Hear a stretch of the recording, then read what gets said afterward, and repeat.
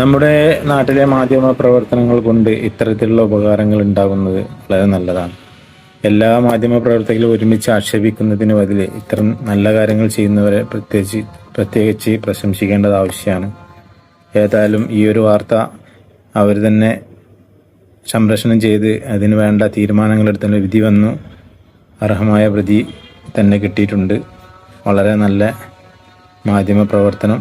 ഇതിന് തീർച്ചയായിട്ടും അപ്രിഷ്യേറ്റ് ചെയ്തേ മതിയാവും. ഗുരുതര പരിക്കേറ്റ അബോധാവസ്ഥയിൽ ഒരു 9 വയസ്സുകാരി കഴിയുന്ന കാര്യം നമുക്കറിയാം. ദൃഷാന എന്ന പെൺകുട്ടി ഏഷ്യാനെറ്റ് ന്യൂസ് സ്ഥിരമായി അന്ന് ഈ കുഞ്ഞിന് അപകടമുണ്ടായതിനു ശേഷം തൊട്ട് ഇങ്ങോട്ട് ഇതിന്റെ വാർത്തയൊക്കെ നൽകിക്കൊണ്ടിരുന്നതാണ്. ഏതൊക്കെ തലത്തിൽ അത് പ്രതിയിലേക്ക് അടക്കം എത്താൻ സഹായമായി എന്നുള്ളതൊക്കെ പ്രേക്ഷകർക്ക് അറിയാം. എന്തായാലും ദൃഷാനയ്ക്ക് 1,15,00,000 രൂപ നഷ്ടപരിഹാരം നൽകണമെന്ന് കോടതിയുടെ ഉത്തരവ് വന്നിരിക്കുകയാണ്.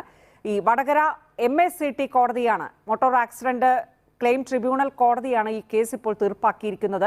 ഇൻഷുറൻസ് കമ്പനിയാണ് ഈ തുക നൽകേണ്ടത്.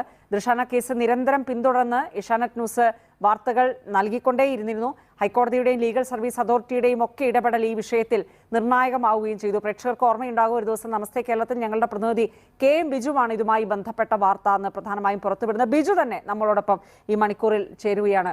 MACT കോടതി അദാലത്തിലാണ് ഈ ഒരു പ്രശ്നം ഇപ്പോൾ തീർപ്പാക്കിയിരിക്കുന്നത്. 1,15,00,000